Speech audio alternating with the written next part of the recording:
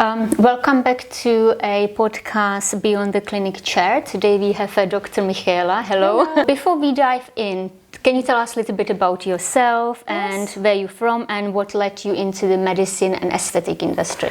Hello, so I'm Dr. Mihaela Julias. I am the founder of SknCode Clinic in London. And I just opened the clinic actually quite recently in November last year. I finished medicine 6 years ago in Romania, and then I moved to London and I started practicing here. And what drew you into the aesthetic industry? Because you studied medicine, yes. You qualify as a doctor, so... Yeah, so I finished general medicine in Romania, and I always liked... In Romania, we don't have aesthetics, it's plastic surgery. And I always liked in school, when I was in medicine, to be next to the plastic surgeons, to see what they do. I was always really interested in this. I always liked fillers, Botox. I was always like, oh, can I have some? And they were like, no, you're too young. But yeah, in my city where I'm from, in Oradea, they are really good plastic surgeons. So, and I was very lucky to become friends with them, besides the fact that they were my professors. So they taught me a little bit about this industry, and I really loved it. I felt like it's my passion, you know. I really don't feel like I'm working. I really feel it's my passion. Yes. And before you open your own clinic, so what was your experience like? Where did you work and how many years did you do before you open your own clinic? So it was quite a long experience, to be honest. When I moved to London, I didn't really know much about the industry. I knew about the products and the difference between Botox and fillers and all these kind of treatments. I knew about them, but I was completely new in the industry. And I was really lucky to meet a doctor, Dr. Duku. He was also kind of starting in the aesthetics. He was doing hair transplant. Dr. Duku, everybody knows him. Yeah, he's quite famous. He's very famous. He's amazing. He's an amazing doctor. And he was looking for someone to help him. And we met. He's Romanian as well. I'm Romanian as well. We became friends. And he was like, oh, okay, I can teach you everything if you want to work with me. So I was really lucky. I started in Harley Street when I moved to London. And I moved to London for this job specifically. So I met him when I was here on a holiday. And then I just decided I'm going to move to London and start to work in the aesthetic business. Then unfortunately COVID happened and most of the clinics were closed. But for me it was good because I had time to properly learn this industry. It was not a huge volume of patients, it was more taking time with the patient. So you really understood what you have to do with every single patient that you have, not, you know, just like fast forward to do treatments. And so you were working for the doctor, Yes. and so was it your first job? Did you have any other job after, or? Yes, it was my first job. I have not worked in medicine before. I was just in school. I did gynecology in school. I was. Oh, it's quite different. Yeah, it's very different. I didn't really enjoy it, to be honest. I never felt like it's what I want to do. Yeah. Because also before medicine I lived in London and I studied fashion design, so it was a huge jump for me. Yeah, of course, but my parents never wanted me to be a fashion designer, so they were always like, you need to be a doctor. Are they doctors? Or? They are not doctors, which is crazy, but they always pushed me to be a doctor. Yeah. So from when I was a kid, if you were asking me what are you going to become when you grow older, I said, I'm going to be a doctor. And then I became 19 and I'm like, I don't want to be a doctor, I want to do fashion design. So they let me move to London. I did 1 year fashion design and they were like, okay, now it's time to be a normal person. Can you move back home? So you still finish your PhD? Yes, yes, yeah. So I finished everything in Romania. And then in 2020 I moved to London and I did dermatology here at Queen Mary. Oh, fantastic, yeah. Aesthetic dermatology mostly. Yeah. And then in parallel I was working as well. Working for other clinic versus your clinic, what's the difference? When did you decide, okay, so I have a confidence to do it my own? So when was the decision to be completely independent? To be honest, it was not really a decision that I made. It was that life pushed me to do it. I worked for a few clinics in London, and luckily that is the best way to start your own business, to work for other people, to understand how you need to maneuver the clinic, what's important to know. You never really know everything anyway. You just learn them how you know when the time is going and when you're working, and you know every single day there is something new that you have to do. But while I was working for other clinics, it was quite difficult because for 2 years I worked almost every single day for 7 days a week, because I really loved it. And also because when you realize you can make a lot of money, you always want to work. And it's important to realize that you need to take a break as well, because clinics will always ask you, oh, can you do one more day? Can you do one more day? Especially if they are busy or you have demand from the patients. And I think it's really important to take your time, take your break, because work is always going to be there. So the transition from working for someone else to your own clinic. So what was the biggest fear to open your own clinic, which haunts you until now? And you're like, oh, so tell us the journey from opening, like doing your clinic. Yeah. Because I've been in your place. It's beautiful. You've done a great job. Thank you so much. So because my journey in opening the clinic, it's a little bit different than everyone else's journey, is because I worked for a few clinics, and then together with one of my friends, this was like around 3 years ago, almost 5 years ago now actually, we decided to open our own clinic together. And in February last year we decided to separate ways. So I was, okay, what do I do now basically? Can I ask you, why did you like separated? We separated because she was not a doctor, she was just running the business. She had a COVID clinic before, and when COVID finished, I decided together with her to let's make her COVID clinic into an aesthetic clinic, because I was also looking to start something by myself. I was not really happy to work for other clinics anymore, because I was feeling like it's taking too much of my time and energy. So we opened together our clinic, and then we never really, in the last 1 year, we never really seen the same ways in how to build the clinic forward. So then we decided to go separate ways. Yes. And then when this happened in February, I was like, okay, what do I do now? I didn't really want to work for anyone else, because I was already kind of my own boss. I was running the clinic mostly. And I said, I'll try, why not? And it's really successful. So I think if you start the way I started, in learning everything from other clinics and checking all the machines, like what works, what doesn't, what treatments are good, what are not, and people start trusting you, they will always follow you wherever you go. So you didn't have any like fear, like, am I gonna manage financially, like when I'm gonna get the money, like am I gonna pay the rent? I did, and it was quite hard at the beginning, because you don't really know how many hidden costs you have for things that you will never realize that you even have to pay. You don't even know about them. From Google ads, the person that is doing the Google ads, the meta ads, the person that does the meta ads. There are so many things involved into running your own business, and you're not just a doctor anymore. You're the business manager, you are the cleaner, you are literally everything you can imagine. Marketer. Yes, marketer, model, whatever you can imagine, you are one of those people. And a quick question.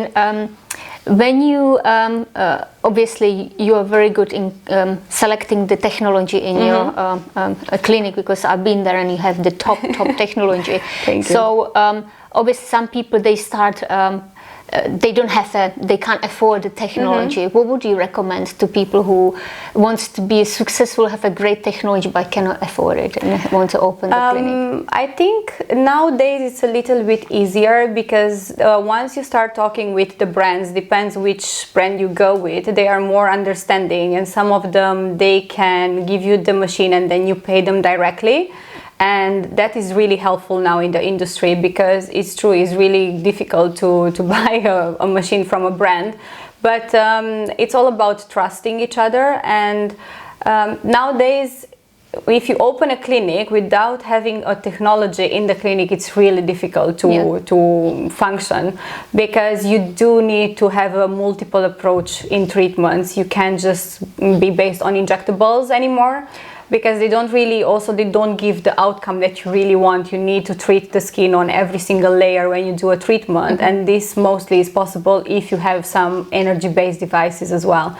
So the most important thing is to start with one device that you think is gonna give you the best outcome in the treatments, and you're gonna get the revenue back as well in order to start getting more machines. But don't invest in 10 machines and then just keep them around the clinic, because they are very expensive. And we were actually discussing together that it's important to have experience to work for someone else. Yes, yeah. And I don't know, the clinic, beauty salon opposite to you, it's owned by a very young girl. I've been there, so she approached us. She's 20 and she has absolutely zero experience. And she did the opposite. She bought 10 machines, like CO2, and now she has no clients. So the experience, it's very important to have the experience. It's really important, and they understand the beauty industry, because it's a very competitive market. It is. So you have to be unique. Yeah, it's very important. For me, in the first 3 years when I moved to London, to be honest, I was making barely any money. I did it because I wanted to learn to do this and to be in this industry. But when you start, don't imagine you're gonna be a millionaire from the first few years, because it doesn't really work like that. People need to trust you. People need to see that you're always improving. You always need to invest. Most of the money that you earn in the first years, you need to invest them in yourself, in going to do courses, in going to conferences. This is more important than any machine on the market, because it's your knowledge that you need to have, and after that, with this knowledge, people are going to trust you. Because if a patient comes to you and you're not really sure about most treatments, you kind of need to know everything. Even if you don't do all the treatments, you need to inform yourself about them. This is how people are going to trust you, and then it's how you can explain why this treatment works and why this one doesn't. But if you don't know about them, it's a bit difficult to explain. Yeah, exactly.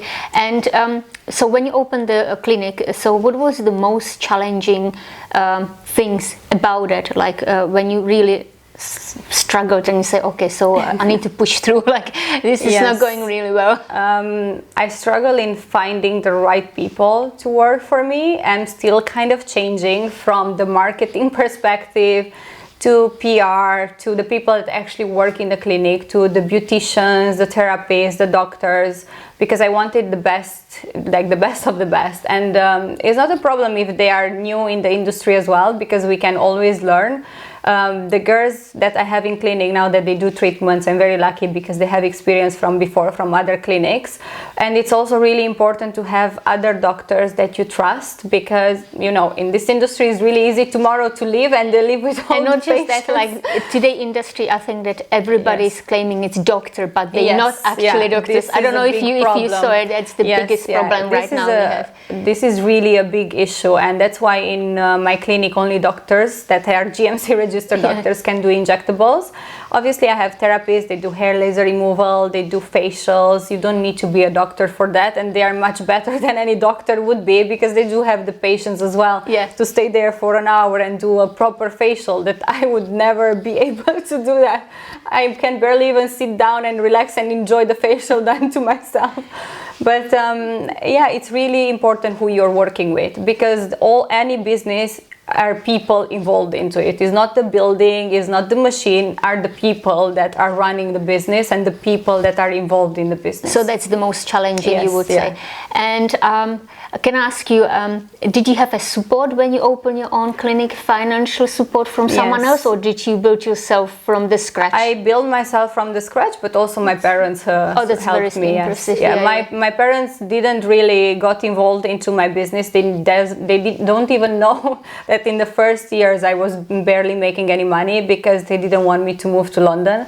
As home in Romania, I had everything. I had my apartment. They just bought a house to open my clinic there, because they wanted me to stay there. So when I decided to move to London, they were like, okay, go, but then you do your own thing, because they thought I'm going to go back to Romania. But then I really enjoyed it, and I always wanted to prove them wrong, that no, this is my place to be here. And now after like around 1 year ago, when they really seen that I'm improving, they were like, okay, like you can stay there. We trust you, and we trust this is the best decision for you. So what is your parents' job? They retired? So my mom works in law, and my dad was a police officer. Oh, okay. He's retired now. So, but I grew up in a kind of strict family, but in the same time they let me do whatever I wanted, because whenever I was telling them I go somewhere, they knew I'm there. So yes, discipline, biggest yes, part. very disciplined family, but in a good way. So independence is very important for you. Yes. So can I ask you, because obviously you are independent, strong woman. Yes. So how is it when you are more like in personal life to find somebody, or to find, because not many men really like that idea. No. What I realized in London is men love the idea of having an independent woman until they actually have it.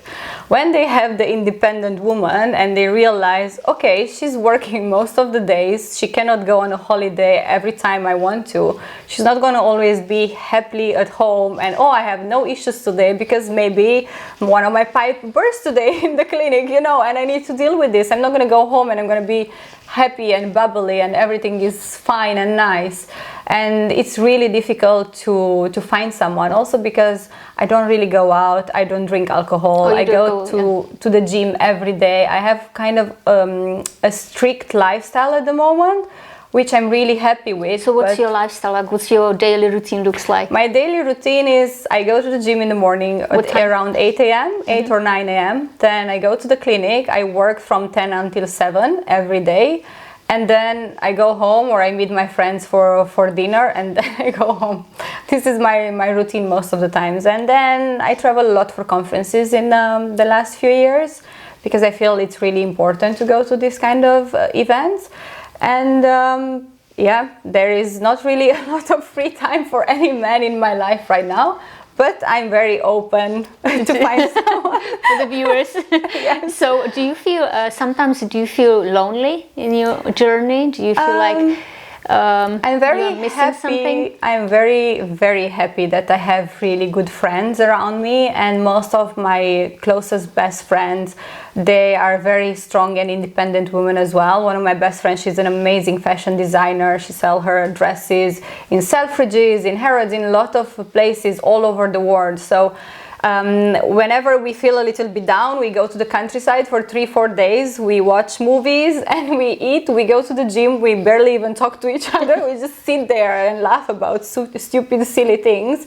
And then we come back to London, completely new people and ready to go to work again. Oh, that's amazing, actually, Yes. because when I interview some of the women, entrepreneur women, they feel like sometimes they feel very lonely in their journey, Yes, and they feel like very be challenging. Yeah, it can be, especially in London, but because I think it's really important, the people you have around you, and to have like a support group of people as well.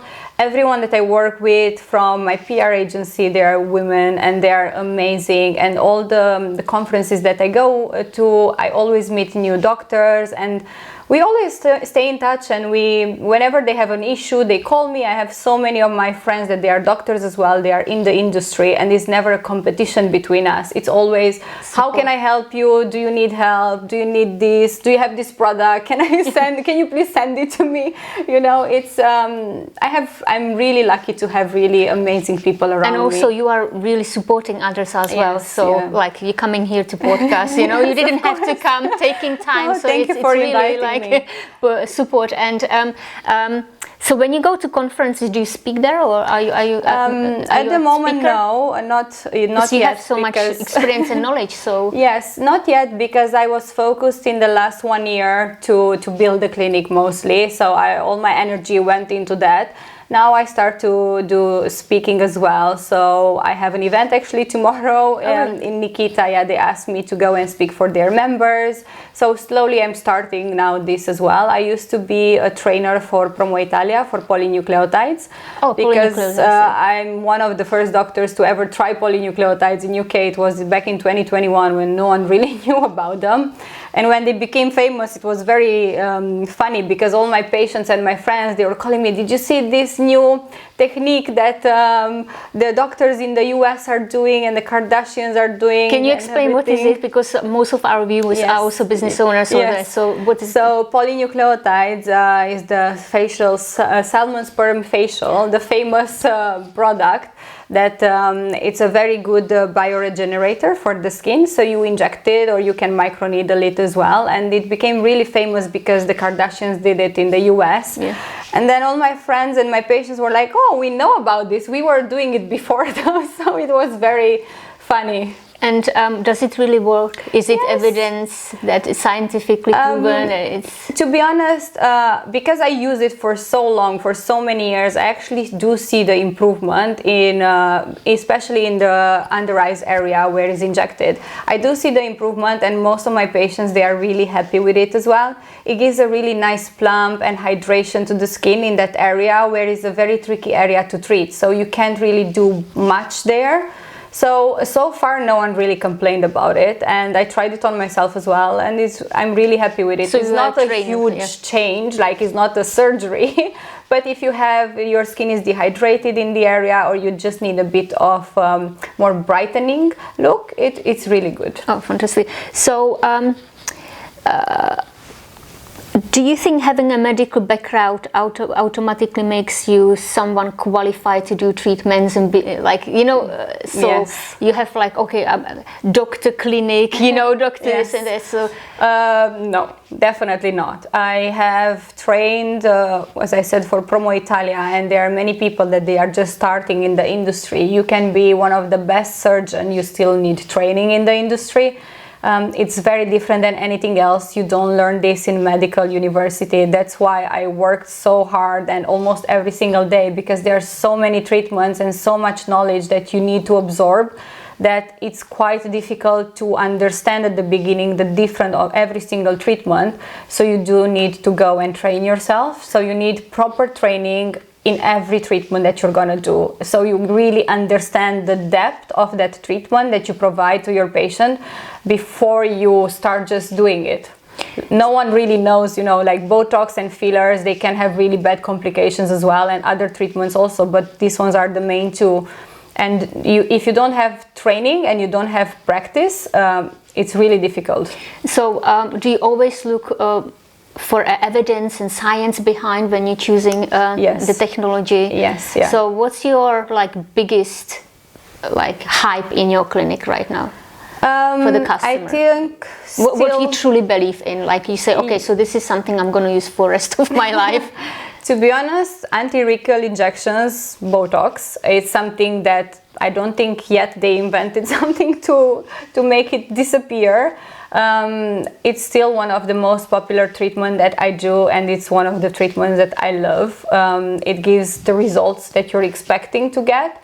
Also, CO2 laser, it's amazing if you want a skin rejuvenation and you want baby new skin. It's amazing. It really works.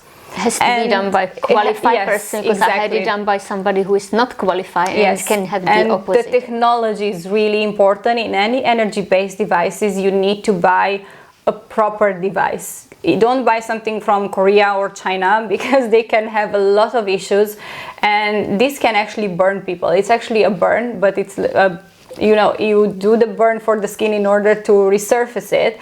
So it needs to be with a device that you're sure it has a CE mark and all the legal documentation in order to be sold here, and not just a device from somewhere that someone is buying and is like, oh, this is working. Because once you burn someone, those people can have a scar for life, and it's really difficult to treat them. And some of the treatments, luckily, can do nothing. And that's the best possible way outcome to not have anything from it.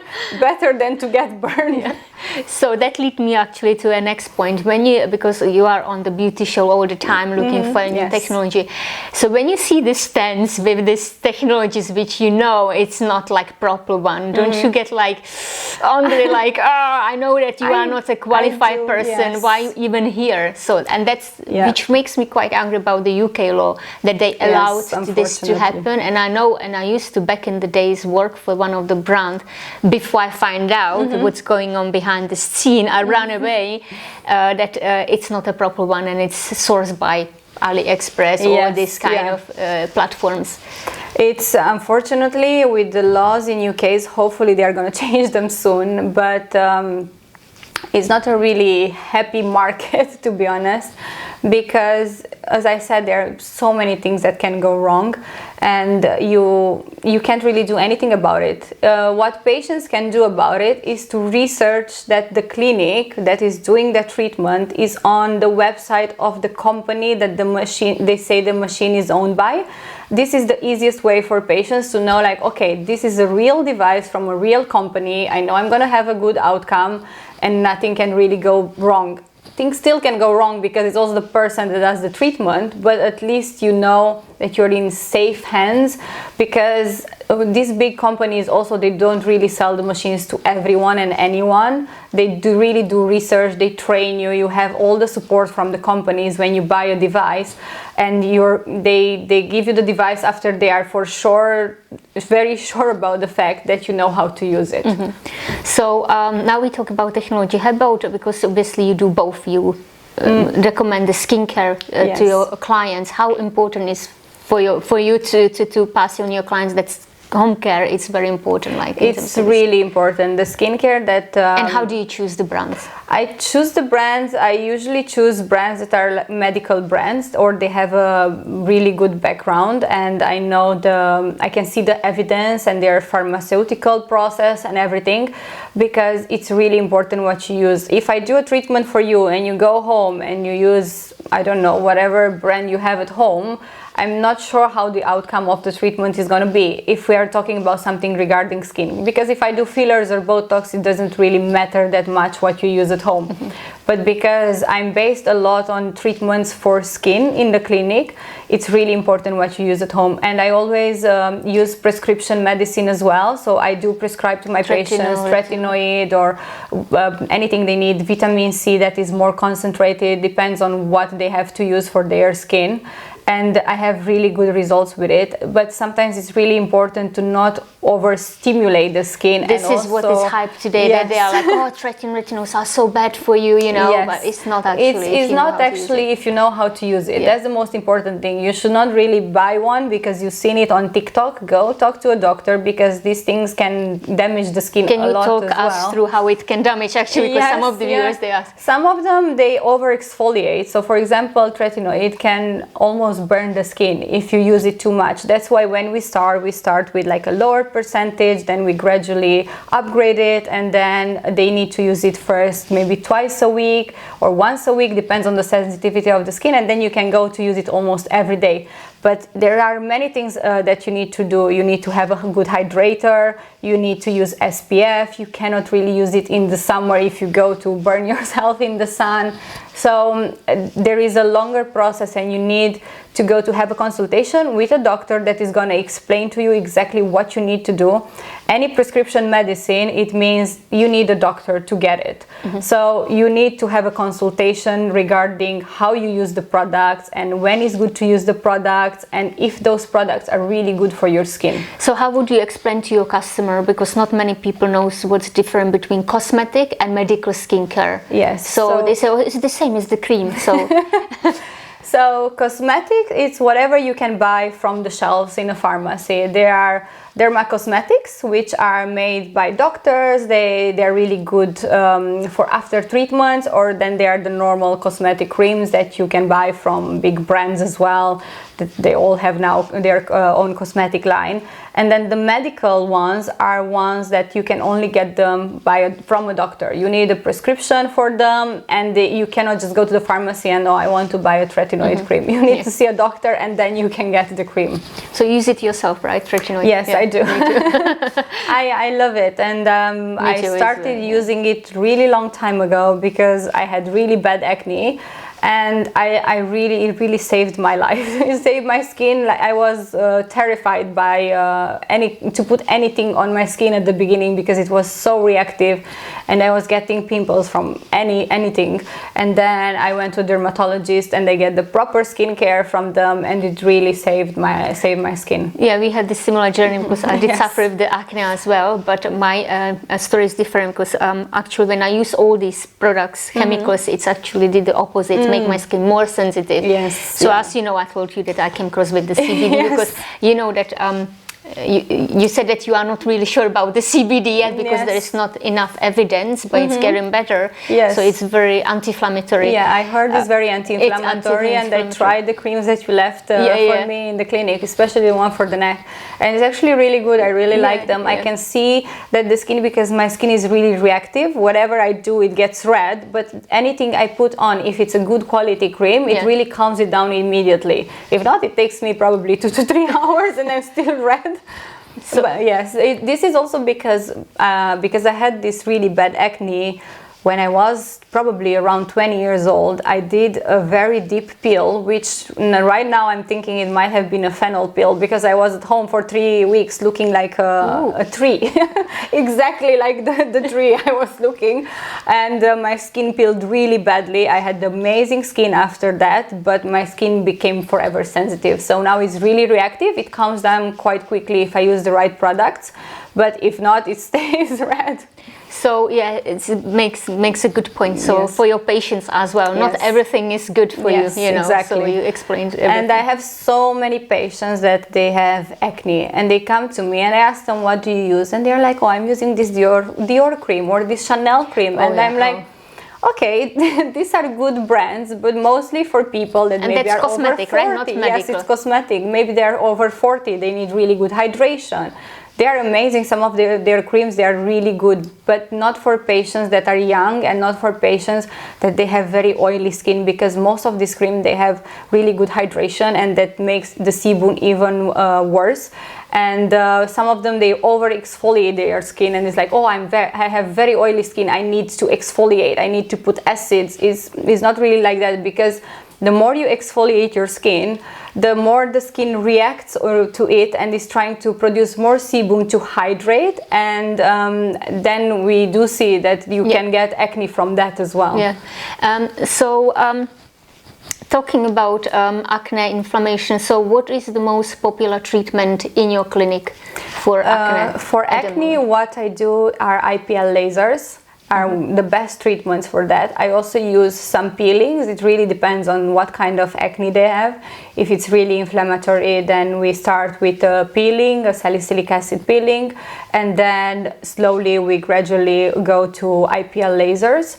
I have really good results, and it's really important. I always prescribe them skincare at home as well. Oh, you do that? Yes, fantastic. Yeah, I work with Obagi, the brand, and because they have medical grade, they have creams that are by prescription only. And I find it one of the best brands for that. You can cut the Obagi. No, I'm kidding. It was a joke. No, it's just because I know. It's a medical grade. Yes. Don't worry. I will convert you to Osaka and wait. We have amazing lines coming. Perfect. No, it was a joke. So I want to talk about a little bit about your experience, and if, for example, if I am a person who wants to open the clinic, what advice would you give me as a experienced businesswoman? It's a very long journey. Don't think you're gonna make any money at the beginning.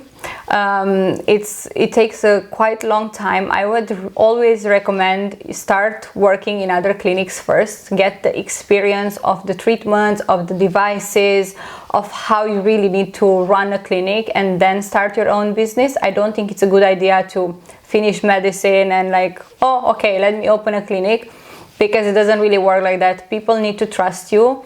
And I think this is the most important thing, because patients will only come to you if they trust you. So you need to show them that you have experience before you open your own clinic. They will not really come in the clinic like, oh, let me try something new. It's not every day that you see that patients are like, oh, I want to try a new clinic. They do a lot of research about the doctor.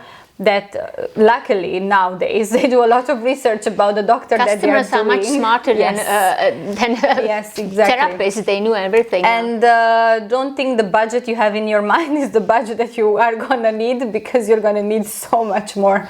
There are lots of hidden costs that you don't really think about, and without marketing, for example, you can't really run a business. And that's you don't just open a clinic and, and then wait for the clients to come to you. No, marketing is really important. Google ads, Meta ads, but also even if you have all these things, if people don't trust you and they don't see you have experience, they are not really gonna come. There are so many doctors in London now, and so many beauticians that they do this job as well, which it's really bad, because now you always try to work on the prices in a way that they will come to you and they will say, oh, but this doctor is cheaper, but this doctor might actually not be a doctor, or this, you're not paying for the product, you're paying for the experience, you're paying for the outcome, you're paying for the whole journey in seeing a doctor. And what I realize is, when you go to a dermatologist, for example, you do pay a consultation fee. When you come for an aesthetic treatment, it's really difficult to ask for a consultation fee, because everyone has a free consultation. And the industry... Do you have a free consultation at your place? At the moment, yes. If it's a medical consultation, then no. If it's an aesthetic consultation, then yes. Yeah. So I think the most important thing is to open your business is to just do your research before you open, what you need and what is the area looking like, what doctors, what treatments they do, and how you can improve what they are doing, and not necessarily just compete with them. With your clinic, because you opened it in the center of London, yes. So what brought you to the location? Was it like you were browsing in the center of London, or you just wanted the exclusive location? No, to be honest, when I was just walking around after a gym class, because I was working out around that area, I seen this space and it was empty. And I just had a feeling, I had this feeling that, oh, okay, this is my place. And then I called them and it was free. It was a clinic before. It looked really bad, to be honest. It took few months to make it how I wanted it. So it was a really long journey with this, and you never know what to expect when you're doing a clinic, because I'm obviously not a builder. And I was like, oh, okay, this will take 1 month. Obviously, this will not take 1 month. And we were supposed to finish it in 3 months, and they ended up finishing it 6 months. So always be careful with this as well, because it's never going to be finished in the timeline that they are going to give you at the beginning if you're renovating it. And I just really felt, I really believe in energy. So I really felt the energy that this is my place and this is for me. And I was really lucky to get it, because the previous company moved to Dubai. And they decided they want to sell the lease, because it's really difficult to get a lease in London, especially if you're a new company. Like my company was like 1 year old, and they didn't have huge money flow in the company, because I was just starting. It's really difficult to get a lease. So they needed someone to get it as soon as possible, because they were paying rent, and I needed something as soon as possible as well, because I wanted to have the clinic. So it really worked out very well for me.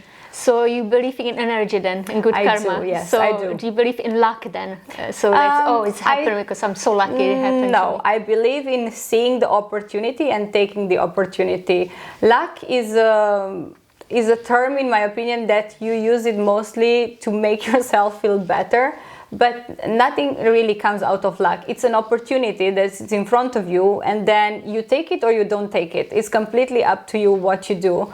But in my life, everything that happened, it was not by luck. It was an opportunity that I saw it, and I'm gonna go for it. I'm gonna try. Let's see what's happening. It's either good or bad, but let's see what's gonna happen. And also, a little bit, you need to be delusional, I would say, and never think that you're gonna fail, because if you think you're gonna fail, you are gonna fail. If you think these bad things cannot happen to me because I am genuinely a good person. This is what I think my whole life is. This cannot happen to me. Because when I opened the clinic at the beginning, I was like, okay, I'm going to go broke at 33 because this is so much money that I was not expecting it. And I was like, no, you cannot even think about it. So you had the doubt in I did at the beginning, because when you open and you're not working and you see like the money are just going out, and now you need this, and then you need this, and then you need new floor, and nothing is the cost that you're thinking it is in your mind. It's everything more like 10 or 15%. And like I'm not a billionaire, like I have a limited amount of money. And some nights I was really like thinking in bed, am I really gonna ever open this clinic? And then everything worked out. Yes, everything worked out. Yeah. And I'm really happy. It's just because you really need to never doubt yourself. If you know that something is gonna happen, it's gonna happen. But if you start doubting yourself, are all those voices, oh, maybe I should not do this. But you still have like everybody, yes. Like I have a voices like now and then, like what are you doing? So how do you overcome? It's like just to say, okay, so I got this, I'm doing it. I mean, if you think that you're like a genuinely good person and you don't do things to other people and you work hard, things are going to happen for you in a way or another, but you need to work for them. Nothing comes out just by you staying in bed at home and like the clinic is going to make herself. No, you actually need to work. And I was still working. I was seeing patients in another place while I was opening the clinic. So it was a quite difficult time because you need to juggle with everything. And also in the same time, you don't want to lose all your patients, because if you don't work for all those months, they are going to go somewhere else. It's a bit difficult until you open it, and even after you open it, I'm still juggling with everything, because in the first 1 year... How long have you been open, by the way? Around 6 months. 6 months, yeah. Yes. In the first 1 year, I think it's a bit more difficult until you get the team together, you get your marketing, you need to be comfortable with everyone, and after that it's a little bit easier because you can focus in speaking in other places, in conferences, or doing podcasts, or like making yourself more visible. So do you think that it's very important to make yourself visible in the industry? Yes. So without that, would you say it's like playing like 30% or 40% role in the business? Yes, I think so. It's really important because this is how people are going to trust you. So what would you recommend to people who are quite introverts and they very shy? And I am very introverted and very shy. Are you? No one will believe it, but when I had the opening of my clinic, it took me 1 week to make myself, okay, you need to have a speech at the opening. It took me 1 week to just make my brain understand the fact you need to talk in front of people. It's really difficult, and I don't think anyone is really born with it. Really? Yeah, I thought that you are the opposite. You are the extrovert. No.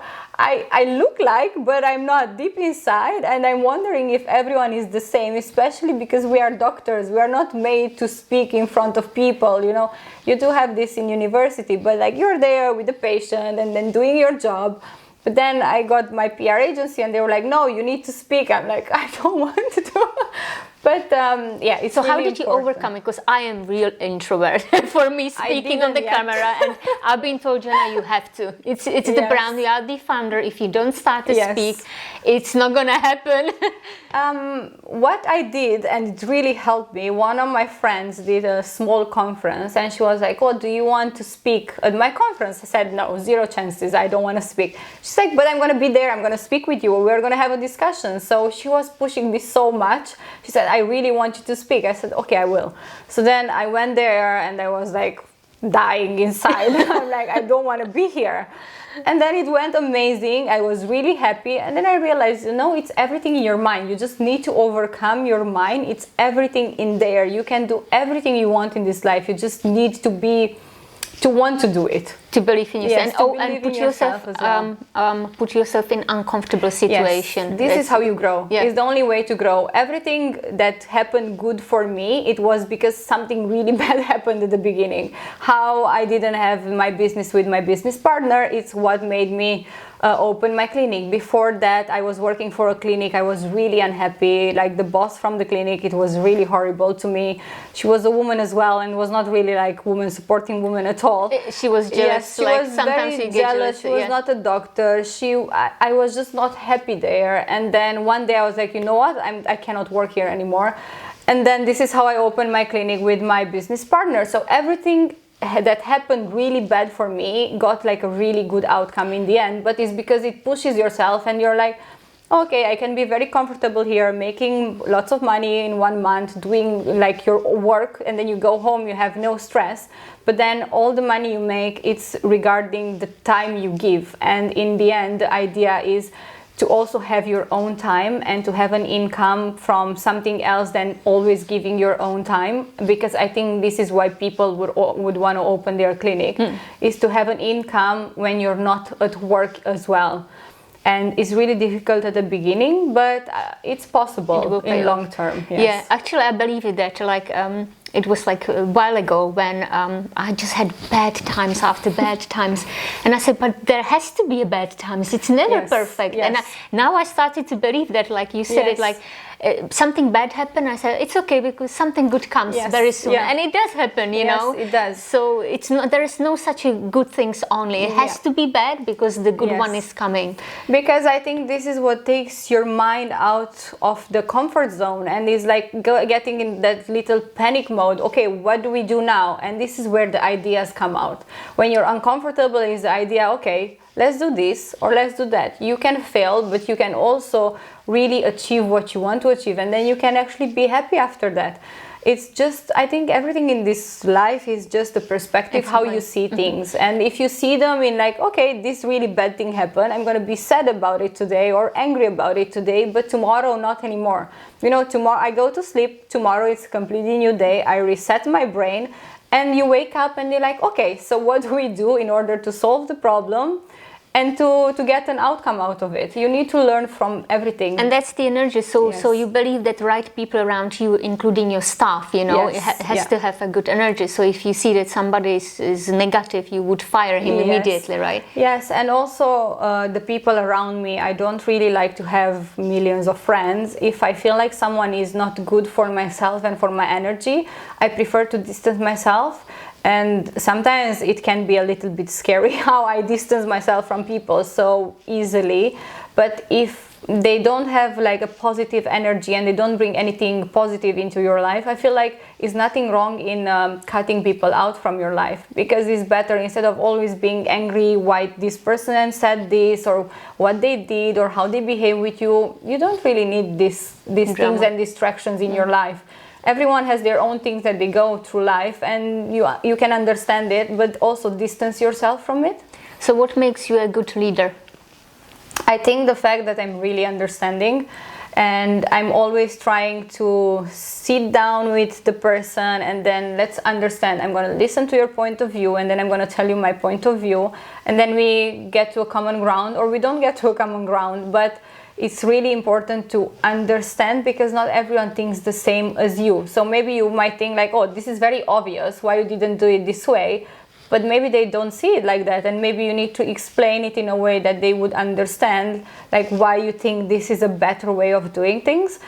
And then most of the people, they appreciate when you sit down with them and then you say like, look, this bothers me, this is not good, or this, let's see how we can improve this, or why you're not happy, instead of just like, oh, no, you need to do this like this. And then they are going to be like, maybe I don't want to, you know. But when someone understands why this is good, it's a different thing, because they might feel like also it comes from their own mind, and then they're gonna probably go with it. Communication. Yes, communication is the most important thing. So putting yourself into uncomfortable situations. So speaking, actually, we went with Sophia to an event, and I had a similar story when they said, would you like to introduce yourself on the podium? I said, no.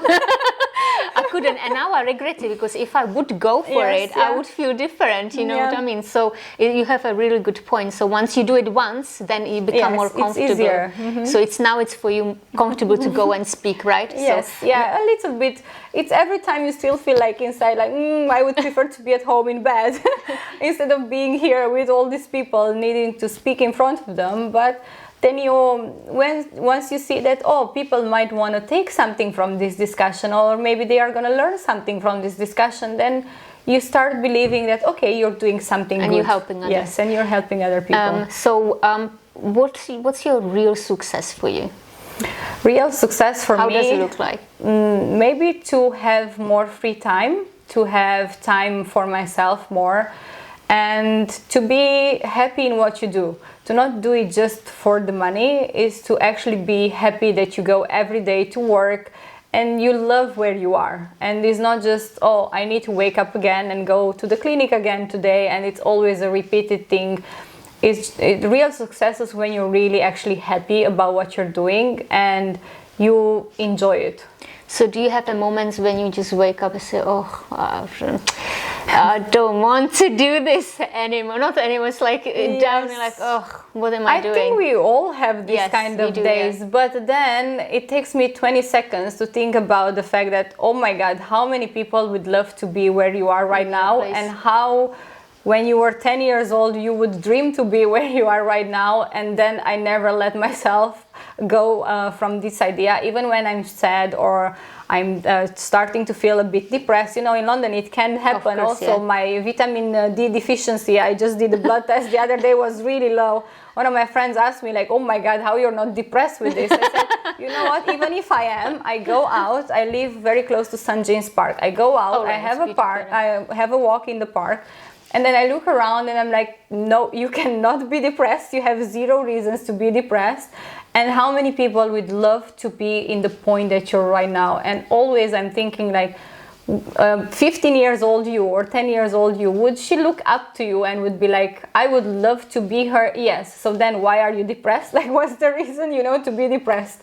We don't always have what we want to have in life. We're always gonna want more, say that I want to do more, and you know, it's always going to be that rush of, oh, I'm happy with this, but I want something else. You just need to really enjoy where you are in the moment and be present in the moment that you are, because what you wanted 1 year ago, you achieved today. So just be happy for that 1 year ago person that you were, and it's like, okay, look, I did this, I achieved this goal. Let's see what's the next one, but still be happy in the one that we have. Do you have like a role model of yourself when you visualize like, I want to be her in your head? Yes, I am always, my role model is always going to be me in 10 years probably, because, or even me tomorrow. It's never another person, it's just me. And I'm thinking that hopefully in 10 years I'm going to have few successful clinics. I hopefully can make an academy as well to teach people how to... I was just thinking about that, Yes, if you think about opening I am thinking, because there are so many doctors that they want to leave NHS and to move into aesthetics. And I do have some doctors that I'm training that are amazing surgeons in NHS, and they work there for 20 years. And they come to learn from me, and they all say to me like, oh, you know, you're so patient with me. And I'm thinking like, when I started learning, like no one was patient with me. I had seen something 2 times and then like, oh, you can do it. I'm like, are you sure I can do it?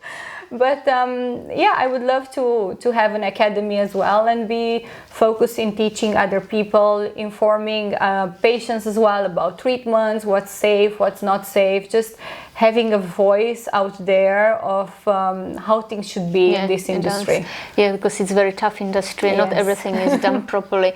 So do you believe that everything has their own time path, that you say, okay, I'm not ready for the academy now, I need to grow there, I need to go there yet, it's not the right time? Yes, I think so. Sometimes you just do things and they're like, okay, let's see what's happening.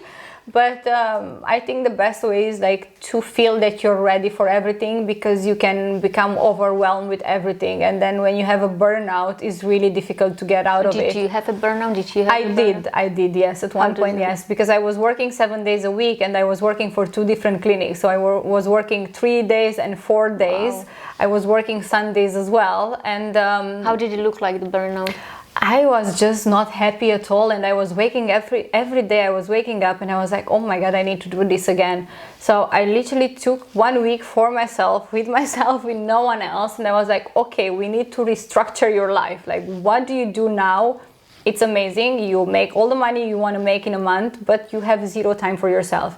I was not really going to the gym. I was always going out with my friends in the evenings, because I was just feeling that I'm so into work, I don't do anything, I don't have a social life, and I was getting so tired from the same routine all the time, that I just took a week And I said, okay, you need to take time for yourself as well. I did, and then slowly I became the person that I'm now, that is happy, enjoys life, she loves to go to work, she loves to go to the gym, you know, I do go to theater, I do all these things that are really important to do. It's not all about work and making money, because if you think about work and making money, you're gonna probably do those things, but deep inside you're never going to be really happy. Yeah. So to really reflect and to take time for yourself, this is what I believe actually, when it's become quite tense and hard, I say, okay, I need to step back, I need to just stop. And I love art, so I love drawing and doing the art. Amazing. So when I feel really overwhelmed, I just like want to take 3 days off, do nothing, then painting. Like that's the way how I'm doing it, you know. So I don't know what you like to do, but for me it's traveling, and I love to be in nature. I love to be somewhere outside. Oh, you love it around here then. Yes, I do love it. It was so relaxing to come here. And I just love to sit outside with a book, with my feet on the ground, and do nothing. This is for me happiness. I was in the countryside for Valentine's Day with one of my best friends, and we decided to go to Soho farmhouse. And I was telling her, like, I was so happy here. She's like, I did see you. You were so happy. You were waking up at 7 a.m., going at 8 a.m. to the gym. You were having a matcha, reading a book by yourself. And these little things, they really make you happy, and you have time to reflect about yourself. Yeah. So also time is very important for you, right? How you're spending, if you have a free time. So then I wanted to ask you, the reflection is important. Is it the lifestyle and how you live, like, do you think sometimes, okay, do you have this pressure, I need to have a family, I need to have a children now, what is going to happen, I'm getting older, like, can I ask your age? Yes, I'm 33. I'm going to be 33 in 2 weeks, actually. How did you manage to do all this, like, and you are 33? I don't know. To be honest, I don't know. I really wanted it. And I moved here immediately after I finished university, which was 6 years ago, and I just went straight into it. I was like, okay, let's see. I always, my whole life, when I wanted something, I did it. It didn't matter exactly how, but I really did it. I always not really manifested it, but in a way or another, I was like, okay, I'm gonna move to London, I'm gonna have my clinic. And when I moved here, I was like, zero chances I'm gonna have my clinic. Why London? Why not US or somewhere else? Like, to be honest, when I was a kid, I don't remember which movie, but I've seen a movie. It was filmed in London, and it looked amazing. And I was always telling my mom, and I was like 6 years old, I'm gonna move to London. And my mom was looking at me like, yes, sure, you're gonna move to London. And then I moved to London, and my mom always is telling me, you know, every time I was asking you, where are you going? You were telling me, I'm going in the world. Even if I was going to my neighbor, I'm like, I'm going into the world. And she's telling me, like, you actually went into the world.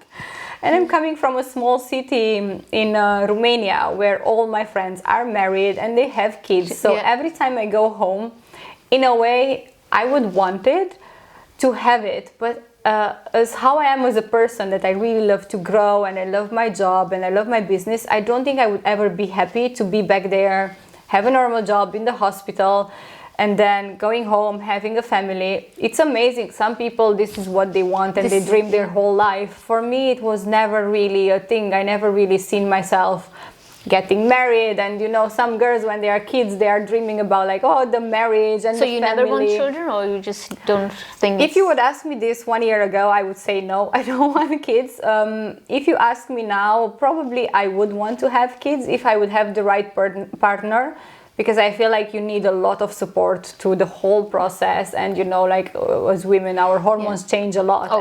If you don't have the right support, even as a teenager, when my hormones were all over the world, I was a little bit crazy. I was so much, not anger, but I was such a rebellious kid that I'm thinking now, okay, I need a husband that through the whole process is gonna be there for me and support me. So I would, of course, I would love to have kids one day if that's what's meant to be for me. But if not, that's also, you know, you never know exactly in this life. I think life takes you in the direction that you need to go. So you don't, I never really make a proper plan, like, oh, this is what's going to happen in 1 year, this is what's going to happen in 5 years, because you never really know, and then you can maybe just get disappointed. So at the moment, I'm very happy with my life how it is. Working is one of the most important thing. But I'm very open, and I started being more open in dating as well. So what do you use, like a dating website or something? Or? I do use dating app, but I think I'm gonna Which get one out is of it? I'm using Raya. I don't know why. It's like a private. It's a doctor's one, no? It's like onlydoctors.com. No, I don't want to be with a doctor. No? No. I think a doctor is not really for me. Why not? The lifestyle that we have is a bit crazy. You don't really have a lot of free time. I do need someone that doesn't have a lot of free time because I'm not always around and at home. But I don't really think I would be. You never know, but yes, I don't really see myself with another doctor. Would you say that you are a more logical person or like emotional, like... How do you make your decisions? Both. More logically or emotion? Yes, so, it's a feeling. I have a feeling and I go with the feeling, because every time I try to make it rationally and I'm like, oh, this is good, it doesn't. If you don't feel it deep inside, it's never really gonna work out. Yes. So what is your, because now it's becoming summer, do you have any treatments you do really research on and you really want to like bring into your customers, something you focus right now? Yes, so I just got a new device in the clinic which makes your own exosomes. So you remove the blood, you put the plasma in the machine, and it's like the PRP, but it enhances the PRP. So for example, if people don't have a good diet, they smoke, they drink, they don't exercise, they don't sleep well, the plasma that you're taking from the blood is not really I'm so glad that you said it, because I was not very keen on plasma treatment, because I said if the person is not healthy, how it can benefit your skin. It still benefits because it has growth hormones, but it's not like 100%. So the device that I got, it enhances the plasma through heat and through light. And I've seen really good results, and I'm really focusing a lot on regenerative right now. So we do treatments that improve the skin quality, they help from inside your skin to look better, because I think it's all about the skin quality more than just overfilling. Like most people love to do fillers, and I never really like to do it. Of course, fillers have their own place. Like you're never gonna... You don't recommend fillers? Or I do recommend them if you need them. But before, like for example, 3-4 years ago, it was this huge, let's put 10 milliliters of filler in people's face and do like a full facelift with filler. That's never gonna work. And what we see today is what I was telling them 2-3 years ago. If you do this in like probably 1 year, that face is gonna become all puffy because the filler absorbs water. So what happens with the face, after around a year, half of the filler gets dissolved, but the filler that is left gets very inflamed. And that filler is absorbing water, it doesn't look natural anymore. So when you see these people with faces full of filler, it's because it's too much, it's the wrong filler used in the wrong place, and I never really liked it. Of course, if you need a bit of chin, for example, or lips, nothing else is gonna give you the volume, or even for cheeks or temples. But it's not for everyone. It has its own place. Can I ask you personally, do you have fillers or do you do... Yeah, I do. I have fillers in my lips and I have in my chin as well. And as I said, I love them. In the right hands, they are amazing. So your approach... What's your unique about your clinic? Like, because there's so many. So what is your approach to your customers? So my approach is looking at the person as a whole. You're not coming to me and I want lip filler and that's it. I'm gonna discuss to you why you want lip filler, why you think you need them. Sometimes it comes from mental, like someone said like, oh, your lips are thin or something, and then you're overthinking it, and then you come to me and, oh, I want 2 milliliters of filler to make them huge. I'm like, no, this is not happening. I'm not the right person. I'm not the right person. Usually I always start with 0.5 milliliter, which is half of syringe that I use, and then most of the times I tell them, if you need more, you can come back in 3 months and then we can add more filler. I never really do a full syringe because I feel if they have very thin lips, the skin is going to stretch too much, it's not going to look natural. You need the lips to settle. and then you can apply more filler, because if you do it too much from the beginning, they don't have space where to be there, so it's always going to migrate. And it's not going to look psychological natural as well, because Yes. I used to have a huge lips and I had to dissolve it. Yes. So and I have some filler still in, and when I look at the back on the pictures, Yes. I said, how can I have this kind of lips? It was crazy. It was a trend as well. It was a trend, and people were very new into fillers and all these things, so it was quite, a trend. The bigger the better, which thanks God now is not happening anymore. So would you say that you are enhancing the beauty Yes, rather definitely. than overdo it? So if you have a patient and they say, okay, I'll pay you whatever it takes, but I want this to be Yes. done, would you do it? No. You would send them away? No, I had so many patients, and so many of them, they come back and they're like, thank you for telling me no, because some of them, they went somewhere else and they did it, and they come to me to dissolve it. And if you would have listened to me, this would not happen. But then some of them, they go home, they reflect, and they're like, oh my God, you're right. Like, I don't need bigger lips, or I don't need chin, or I don't need cheek fillers. And they all come back, because then this is how they trust you. They trust you that you're not just going to take their money to do a treatment, and you're going to really understand and be like, you don't need this. Let's do something else that maybe is going to be more beneficial for you, and is going to improve your skin quality, and then you're going to be like, oh, you're happy with yourself how you are. You don't need millions of treatments to look better. They all have their place, and it's a longer journey. When you come to my clinic, it's not like, oh, okay, like I do one treatment and that's it. I'm gonna start to talk to you about your skincare. We do a face scan. We look in depth on your skin quality, because Diet whatever as well? you put, the diet is very important. I work with a nutritionist as well, so we can help patients as well with their diet. It's really important to see the person as a whole, and not just treat like one area, the eyes, the lips, the face. So it's like more like a transformation from within and outside exactly. in your clinic. Yes, exactly. Fantastic. And within the trends, we're almost finishing. This Korean skincare glass skin. So what do you think? Like, is it just a hype? So I went to Korea. I went did? for a conference for Korea Derma in October last year, and I really loved it. Yeah. What they do there, it's amazing. Some of the things I've seen, they are crazy. You come for the day and you have like 10 treatments. Yes, I think it's do. a bit too much, no? It's a bit too much. Some of them, they have their own place, and they make sense to do them, because if you recover from one treatment, you can recover from 3 treatments, but not all of them together, and you need to be really careful in whose hands you are as well.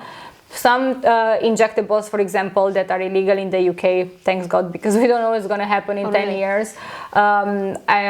They do it there. They have collagen stimulators that are from baby tonsil tissue, for example, or from dead people's skin to produce collagen. Yeah, they have really crazy things in there, which they use. They all have amazing skin when you go on the streets, but I would not risk it to try it on myself or on my patients. And I really love it. Now with the skincare, Korean skincare, we need to be really careful, because thanks God you said it. Thank you. Our environment is not the one from Korea. The weather is not the same as there. The humidity is not the same as there. And our skin is not the same as there. So we need to be really careful what we use, because if we put too many things and too many products on our skin, we can have a complete disaster. And I had one of my patients, she loved Korean skincare, and I told her, you need to stop using it, because I was seeing her skin was getting flaky. She was using too many things, and she was not really caring how she uses them. And of course now she needs to take antibiotics, because she has really bad acne from it, and she can't really use anything on her skin, because she destroyed her skin barrier so much that whatever you put, her skin's gonna react to it.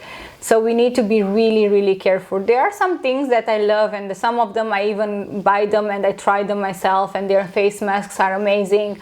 And most of the face masks that you see in the UK market from famous people, are they all made in Korea, and they're really expensive, and you can just go and buy one from Medicube, for example, and this may be quarter of the price, and it gives you really good results. Or you can go and buy one from big brands, and if you look on it, it says made in Korea as well, and you pay probably around 80 pounds for something that you can buy with 20 pounds just because of the brand. So it's really important to do research what you're using, and don't use things just because you see them, you know, on TikTok. Because now is this Dr. TikTok that teaches you everything and nothing good. So we need to be really careful with whatever we use, and try to ask someone about things that you want to use that is a professional. Either a doctor or a dermatologist or someone that is a cosmetologist, that they know what they are doing. Yeah, you have the influencers hypes, like I am the skincare specialist. Yes, Listen to me. Same with all these huge trends of peptides to inject yourself to with random things that you see on the internet. Yeah, the injectable. So, talking about the hypes in Korean skincare, to wrap up the conversation, why people should come to you? I think because it's a place where everything you see, it's real. You can research me everywhere. I've done all the trainings in everything. I do this job, as I said, for 6 years, and I do it every single day. It's something that I really love, and you're never gonna come to me and I'm gonna make you pay, I don't know, a huge amount of money for treatments that you don't need. I always tell you sincerely what you need, and never something just to get more money out of it. Because trust for me is really important. So all my patients, they trust me and they come to me because of that. And it's really important as well to have really good products and really good machines, to have everything in clinic to be proper, to have to be clean, to have a clean clinic, a clean environment. When you come to my clinic, everything is properly done how it should be in a hospital. Yes. I'm really strict about the cleaning, and I'm really strict about the products that I use as well. It's really important because my technique can be amazing if the product is not working. I never do treatments just to do them. I always try them. I try them on myself or on my friends first. We do like an in-house trial of everything. On my closest friends or on myself, I see the results, I like the results, and then I offer them to my patients. So you never come to the clinic and you're gonna show me something like, oh, let's do this because I saw it on TikTok. This is not happening in my clinic. And I invest most of my free time in research, and most of my holidays that I have are to go to conferences. So it's always a business with pleasure. Yeah. And I wanted to ask the question. So if you see yourself in 10 years' time, what would you say to a person, future person, to not to be worried about, or to maybe try to enjoy life a little bit more and not to always worry about what's next, and to be sure that everything is gonna be fine in the end. Because if I look at myself back 5 years ago, for example, in another way I can take it because I experienced it, I would be, don't be so harsh on yourself, because if you really truly believe that something is meant for you, it's gonna happen. So really to just be more present, because it took me a while to understand the fact that I was not really present and I was always chasing what's happening tomorrow. Now I'm trying to be more understanding of this, but it's something that I need to remind myself every single day. Does it come with the age, or do you think? I think it does come with the age, yes. Or because you are more experienced? You have more experience, and with age as well. It's all about your mindset, I think. And because I started becoming a bit more spiritual and believing more in, what's meant for you is going to be there, but you need to see it, and you need to be a good person, because whatever you put into the universe is going to come back to you. And this is how I realized most of the good things in my life happened, is because you genuinely need to be a good person. You need to help others, especially sometimes it doesn't cost you anything. It doesn't cost you anything to be nice to a person. It doesn't cost you anything if you have knowledge about something to share that knowledge with someone else. You just need to not believe that, oh, everything is a competition, especially in this industry. Everyone believes like, oh, we are competitors. I collaborate with so many doctors. If I don't do a treatment, did it take you a long time to have you been like them, competitive, like, no, I'm not going to yes, I was the same, and now I'm like, no, I want to help you. I'm not your competitor, but I'm still paranoid in a way. Are you like, are you that way still, like you thinking not about? Not really, because I feel like the people that will come to me, they come to the clinic for me, and they come because they know the outcome. It's exactly the same how some of my patients, they go to other clinics, and they go, like so many of my friends, they are doctors as well, they are in the same industry, and I do see the difference in their patients. They go to them, because of the experience they have there. They feel more connected with that person because we are human beings. So it's a choice that you're making where you go, and I believe there is so much space for everyone in this industry. We just need to be all united, as doctors at least, and to collaborate. I collaborate with dentists, with plastic surgeons, even with dermatologists, with other doctors. I do collaborate, and I love it. And whenever I go to conferences, it's so nice to see all these people together, and we are so nice to each other. Yeah, the collaboration is so important.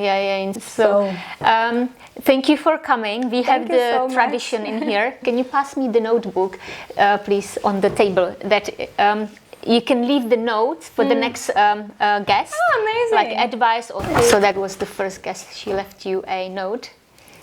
What did you find most challenging when building your business? Well, definitely finding the right people. And definitely trusting yourself. Yeah. Do you still have the doubt? A little bit like, do you trust yourself completely or not really? I don't think you ever trust yourself completely, to be honest. Your whole life, in any decision that you make, I think you trust yourself maybe 90%. Is always going to be your ego in that 10% saying like, you cannot do this, you're not good enough to do this. You just need to be like, no, I am good enough to do it. And there are people that I'm going to learn from, and there are people that are going to learn from me. So can I quickly, because I forgot to ask a very important question. Obviously English is not your first language. When you came in the UK and you do speaking, do you have sometimes like a reserve about that? Oh my god, how I'm gonna sound? Do you have an issue with that? I do, and I know my English is not perfect, and you know, if you're not born here, it's a bit difficult your English to be perfect. But I think what's good with London is so diverse that there are so many people that are not English, and we all make mistakes. Is the only way to learn in this life is to make mistakes, to put yourself out there, and to just trust that people are understanding you enough to be like gentle and to be caring and to not be harsh about it's the main important thing is the idea that you're trying to put out there is not like, oh, let's be perfect in every single word that we are saying. So I really believe it's all about who is listening and what they are hearing. Are they hearing the perfect English that you don't have, or are they hearing the actual things that you're saying and you want to communicate and to put out there? Oh, lovely. Yes. Thank you. Okay. So I'm gonna say, believe in yourself, always exercise your mind and body. Oh, that's very good. Very nice. Thank you. I wish you all the success. Thank you. And you too. And you have a wonderful clinic. And can you just tell for the viewers where is your clinic based? Yes, so my clinic is based in Great Portland Street, 5 minutes walk from Oxford Circus. It's a very beautiful clinic, and come say hello or come in for a coffee. You don't necessarily need to do a treatment. You can just come in and say hello to us. Thank you. Thank you so much. Thank you.